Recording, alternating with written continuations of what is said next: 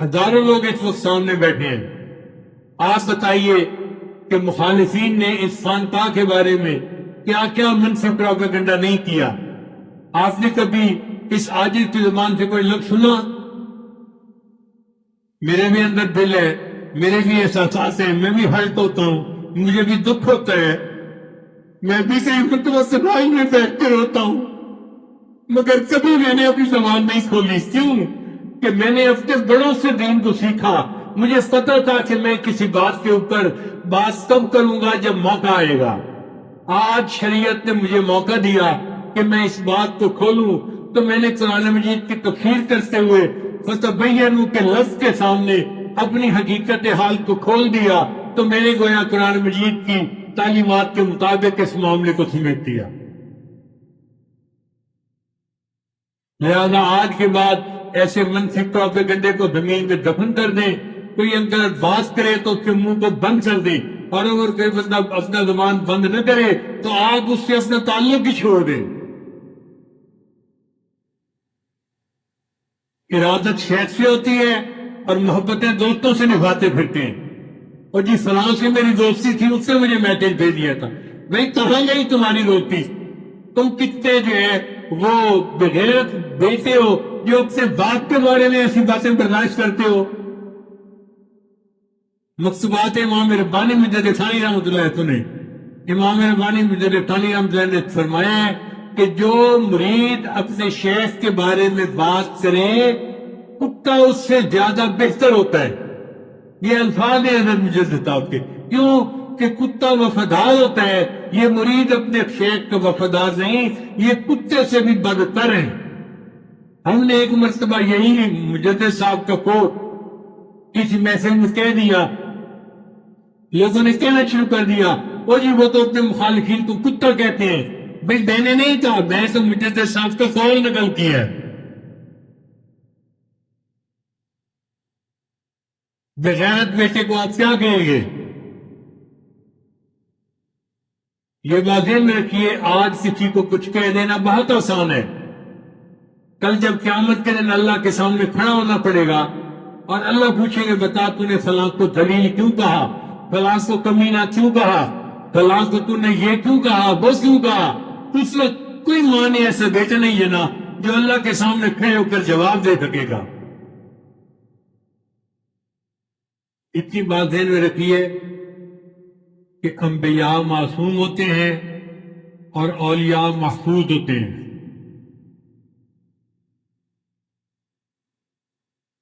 ہم ایک عام انسان ہیں، ہم سے اگر کوئی غلطی ہو بھی جاتی ہے تو ہمارے لیے توبہ کا دروازہ کھلا ہے، وہ کوئی نہیں بند کر سکتا.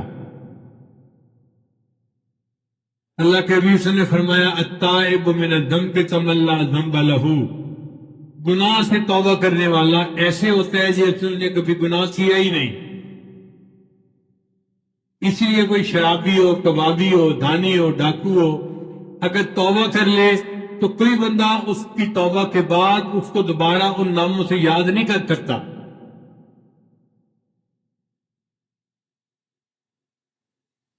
امام بخاری رحمۃ اللہ کے کئی ایسے استاد تھے جو کسی وقت میں ڈاکو تھے، پھر توبہ کر لی اور اتنے بڑے محدث بنے کہ امام بخاری کے استاد بنے. آج ان کا نام امام بخاری کے استادوں میں آتا ہے. تو توبہ کا دروازہ تو زندگی میں ہر بندے کے لیے کھلا ہوا ہے.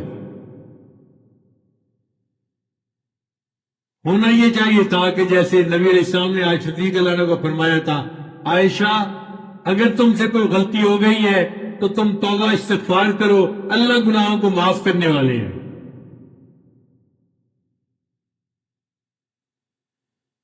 مگر ان کا مقصد کوئی اصلاح نہیں تھی، ان کا مقصد تو جانشین بننا تھا. اس کے لیے انہوں نے کہا کہ بس اب حضرت کا بھی پروپیگنڈا کرو. اس کو کہتے ہیں کہ کسی کی پرسنالٹی کو مسخ کر دینا. تو جتنا کر سکتے ہو، اور ان کے اولاد کی بھی چنانچہ میسیجز بنائے حبیب اللہ کے بارے میں، سیف اللہ کے بارے میں، اور ان کو بھی نااہل کرنے کی کوشش کی. تمہاری مرضی نہیں چلے گی، اللہ کی منشا چلے گی. اگر میرے آقا میرے پیر و مرشد حضرت مرشد عالم رحمۃ کی زبان سے نکلے ہے خواجہ صاحب، تو اللہ تعالیٰ اس بچے کے سے نسبت کے اس کام کو ضرور قبول فرمائیں گے. پوچھا تو مسئلہ اس نے یہ پوچھا کہ جی میری بیوی ایک شیخ سے بیعت ہے، اور جب وہ شیخ آتے ہیں تو میری بیوی مجھے کہتی ہے کہ میں اب 15 دن کے لیے آپ کی خدمت سے بری ہوں، نہ میں کھانا بناؤں گی نہ میں کچھ کام کروں گی، اور میں نے تو بس شیخ کی مجالس میں جانا ہے اور ان کی باتیں سننی ہے اور ان کی نصائح سننی ہے. اور 15 دن یا 10 دن وہ بیوی میرے گھر میں نہیں رہتی، کبھی مجھے کھانا ملتا ہے کبھی مجھے نہیں ملتا. آپ بتائیں میری بیوی کا یہ عمل شریعت کے مطابق ہے یا نہیں ہے؟ انہوں نے ان سے یہ کسی نے مسئلہ پوچھا، انہوں نے اس مسئلے کا جواب لکھ دیا. اب مسئلے کا جواب کا عنوان انہوں نے دیا میری بیوی اور اس کے شیخ، میری بیوی اور اس کے شیخ، اور نیچے مسئلہ یہ لکھا کہ یہ میری بیوی کا پیر جب آتا ہے تو وہ اس کے بیانات سننے کے لیے گھر سے چلی جاتی ہے، اور انہی کے جو ہے نا بیانات میں دن رات لگی رہتی ہے، اور مجھے نہ کھانا بنا کے دیتی ہے نہ گھر کا کوئی کام کرتی ہے، کہتی ہے میں 12-15 دن گھر سے بری ہوں ذمہ ہوں. انہوں نے اس کا جواب لکھا کہ اس کا یہ عمل شریعت کے خلاف ہے، شریعت اس کی اجازت نہیں دیتی. اب یہ مسئلہ انہوں نے اپنے پوسٹ کر دیا. اب جب مسئلہ انہوں نے پوسٹ کر دیا تو جو مخالفین تھے ان کو یہ مسئلہ کہیں سے مل گیا، انہوں نے یہ مسئلہ لیا اور مسئلے کے اوپر میرا نام لکھ دیا، شیخ ذوالفقار احمد نقشبندی اور اس کی مریدہ، اور اس کو واٹس ایپ میں چلا دیا پورے امریکہ میں. اب ہم نے بھی کسی نے کہا جی کہ آپ کے بارے میں یہ میسج پڑھ رہا ہے، ہم نے کہا بھئی ہمیں تو سمجھ میں نہیں آتا کہ کوئی ایسی مریدہ ہو کہ جو 15 دن اپنے خامن کو کہے کہ میں بری ذمہ ہوں، یہ چیز تو شریعت کے خلاف ہے. اگر کسی نے کیا ہے تو ہم تو خود کہتے ہیں شریعت کے خلاف ہے، ہمیں تو پتہ ہی نہیں ہے. ہم نے اس کی جب تحقیق کی تو ہمیں پتہ چلا کہ کوئی ہماری مریدہ عورت ایسی نہیں تھی. ہم نے اس شہر کے ایک بندے کو بھیجا کہ جا کے بھائی پتہ کرو ان مفتی صاحب سے کہ کیا آپ نے یہ فتویٰ میرے بارے میں دیا ہے. تو جب اس سے جا کے پوچھا تو مفتی صاحب نے قسم اٹھا کے کہا کہ اللہ کی قسم اٹھا کے کہتا ہوں کہ میرے ذہن میں تو ان کا نام ہی نہیں تھا. اس نے کہا جی آپ کے ذہن میں تو ان کا نام نہیں تھا، لیکن مخالفین نے ان کا نام لکھ کے اس کو پورے امریکہ میں پھیلا دیا. تو دیکھا جو مطلب نکالنے والے ہوتے ہیں وہ اس طرح جھوٹی خبروں سے مطلب نکال لیا کرتے ہیں. جھوٹ کی بنیاد پہ انہوں نے کتنوں کو گمراہ کیا ہوگا. تو قرآن کی تعلیمات کیا ہے؟ یا ایھا الذین آمنوا اذا جاءکم فاسق بنبأ